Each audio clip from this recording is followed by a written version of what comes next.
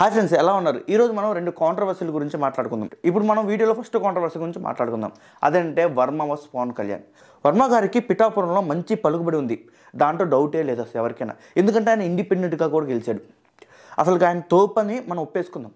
ఎందుకంటే టీడీపీ వాళ్ళు కూడా ఆయన తోపు మనల్ని చాలా రుద్దుతున్నారు, ప్రజల మీద చాలా రుద్దుతున్నారు. ఎందుకంటే పవన్ కళ్యాణ్ లాంటి వాళ్ళనే వర్మ గెలిపించాడు అని చెప్పేసి. సో పవన్ కళ్యాణ్ లాంటి అసలు వర్మ గెలిపించాడు, అసలు టీడీపీ వల్ల జనసేన గెలిచిందా పిఠాపురంలో అనేది మనం కొన్ని ఆధారాలతో మాట్లాడదాం. ఓకే, వర్మ గారు 2009లో పోటీ చేశారు. అంటే దాదాపు 3 times పోటీ చేశారు ఇప్పటిదాకా. పోయినసారి పవన్ కళ్యాణ్ కోసం వదులుకున్నారు కదా, స్కిప్ చేశారు కదా సీటు. 3 times పోటీ చేశారు. ఈ 3 timesలో ఒక్కసారి అది ఇండిపెండెంట్గా గెలిచారు. తర్వాత 2 times టీడీపీలో సీటు తెచ్చుకొని పోటీ చేశారు. కానీ టీడీపీలో సీటు తెచ్చుకొని పోటీ చేసిన 2 సార్లు అతను ఓడిపోయాడు. అండ్ లాస్ట్ 6 electionsలో అంటే లాస్ట్ 30 yearsలో టీడీపీ గెలిచిన చరిత్ర లేదు పిఠాపురంలో. పిఠాపురంలో బీజేపీ గెలిచింది, టీడీపీ గెలిచింది. అంటే ఎన్టీఆర్ టైంలో ఆ వేవ్లో గెలిచింది అనమాట టీడీపీ. తర్వాత సిపిఐ గెలిచింది, ఇండియన్ నేషనల్ కాంగ్రెస్ గెలిచింది, ప్రజా పార్టీ అంటే అది గెలిచింది, చాలా కొత్త పార్టీలు గెలిచింది. నిన్న జనసేన పార్టీ కూడా గెలిచింది. అంటే పిఠాపురం ప్రజలు ఏంటంటే ఎప్పుడు కొత్తదనం కోరుకుంటారనమాట. ఇప్పుడు గెలిచింది, తర్వాత గెలుస్తారా లేదని చెప్పలేము, మళ్ళీ తర్వాత గెలిపిస్తారు అవసరమైతే. కానీ అమ్మటమ్మటే 2 సార్లు గెలవడం అనేది అసాధ్యం పిఠాపురం చరిత్రలో. అంటే టీడీపీ పార్టీ అసలు లాస్ట్ ఒక 50 yearsలో ఒక్కసారి అది ఎన్టీఆర్ వేవ్లో గెలిచింది. కానీ లాస్ట్ 30 yearsలో టీడీపీ పార్టీ అనేది పిఠాపురంలో గెలవని కూడా గెలవలేదు. అండ్ వర్మ గారు పోటీ చేసిన 2 సార్లు అంటే 3 times పోటీ చేశారు. ఒకసారి ఇండిపెండెంట్గా గెలిచారు, తర్వాత 2 times టీడీపీ దగ్గర నుంచి సీట్ తెచ్చుకొని పోటీ చేశారు, కానీ ఓడిపోయారు. అండ్ వంగ గీత చేతిలో కూడా ఓడిపోయారు టీడీపీలో పోటీ చేసి. అప్పుడు ప్రజారాజ్యం పార్టీలో వంగ గీత గారు పోటీ చేశారు, ప్రజారాజ్యం పార్టీ తరఫున వంగ గీత గారు గెలిచారు. ఇప్పుడు ఏ విధంగా పవన్ కళ్యాణ్ గారు వర్మ వల్లనే గెలిచారని చెప్తారు? టీడీపీ వాళ్ళు బల్లబుద్ధి చెప్తున్నారు, వర్మ వల్లే గెలిచాడు పవన్ కళ్యాణ్ అని చెప్పేసి. అది పవన్ కళ్యాణ్ తక్కువ చేసినట్టు కదా. అవును, మాట ఇచ్చారు, ఆ చంద్రబాబు నాయుడు లోకేష్ గారు మాట ఇచ్చారు ఎమ్మెల్సీ ఇస్తామని చెప్పేసి. అది వాళ్ళ ఇంటర్నల్ ప్రాబ్లమ్స్, టీడీపీ వాళ్ళ ఇంటర్నల్ ప్రాబ్లమ్స్.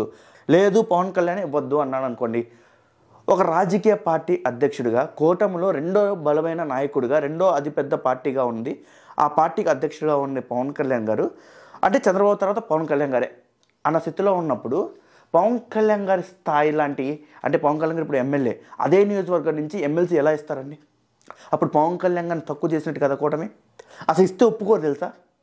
ఇంతవరకు ఎవరికి తెలియదు ఏంటంటే, వర్మ గారికి కూడా తెలిసి ఏంటంటే పవన్ కళ్యాణ్ గారు ఖచ్చితంగా, అంటే పవన్ కళ్యాణ్ గారు గెలిచి అంటే కూటమి అధికారంలోకి వచ్చిన తర్వాత నుంచి ఈ ఎమ్మెల్సీకి పవన్ కళ్యాణ్ గారు అడ్డుపడతారని ఎలా ఒప్పుకుంటారు? 2 నాయకులను ఒకే నియోజకవర్గం నుంచి చెప్పండి. అది ఒప్పుకునే పరిస్థితి లేదు. అది పవన్ కళ్యాణ్ అంటే బిగ్గెస్ట్ పొలిటికల్ లీడర్ ఉన్నప్పుడు. అది మంచో చెడో కావాలని తొక్కేశారో లేకపోతే ఇంకోటో మనకు తెలియదు, కానీ పవన్ కళ్యాణ్ గారు ఉన్నంతకాలం ఆ పిఠాపురం పవన్ కళ్యాణ్ గారిదే. నాదన్ మనోహన్ డైరెక్ట్గా చెప్పారు. అండ్ నాగబాబు గారు కొంచెం నోటు దోల వల్ల లేకపోతే ఇంకో దాని వల్ల కొంచెం కాంట్రవర్సీలు, అంటే దాని అంటారు చూసావా, అగ్నికార్యం పోసినట్టు అని అలా చేశారనమాట.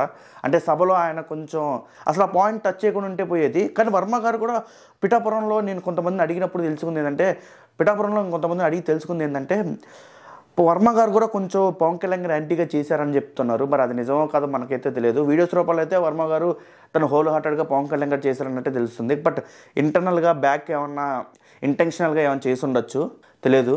అండ్ టీడీపీ వాళ్ళు కూడా అర్థం చేసుకోవాల్సింది ఏంటంటే, లాస్ట్ 6 electionsలో టీడీపీ అనేది అసలు పిఠాపురంలో గెలవలేదు. అర్థమైందా? టీడీపీ కనుక ఎప్పుడన్నా పొత్తులో వెళ్తే ఖచ్చితంగా పిఠాపురం సీటు వదిలేసుకుంటుంది. టీడీపీ ఎప్పుడు అలానే చేస్తుంది. ఎందుకంటే పిఠాపురంలో టీడీపీకి అంత క్యాడర్ లేదు. మేబీ వర్మకి ఏమో ఫాలోయింగ్ ఉందో కొంచెం, టీడీపీకి అస్సలేదు. అది అర్థం చేసుకోవాల్సి టీడీపీ వాళ్ళు కూడా. ఎందుకంటే మాట్లాడితే పవన్ కళ్యాణ్కి కౌంటర్ ఇవ్వచ్చు అనే ఉద్దేశంలో మాట్లాడతారులే, కానీ ఇంటర్నల్గా చాలా పాలిటిక్స్ జరుగుతాయండి. అది అర్థం చేసుకోవాలి. దీనివల్ల మనం పవన్ కళ్యాణ్ తక్కువ చేస్తున్న ఫీలింగ్లో ఉండొచ్చు, కానీ అది కూటమికి చాలా పెద్ద తప్పైద్ది. అది మీరు అర్థం చేసుకోవాలి. అండ్ నాదన్ మనోహర్ కానీ పవన్ కళ్యాణ్ కానీ వాళ్ళు ఒకటే చెప్తున్నారు, పిఠాపురం ఇక పవన్ కళ్యాణ్దే, జనసేన పార్టీదే అని చెప్పేసి. సో ఇంత డిసైడ్ అయినప్పుడు వేరే వాళ్ళని ఎందుకు ఎదగనిస్తారు మీరే చెప్పండి. ఇది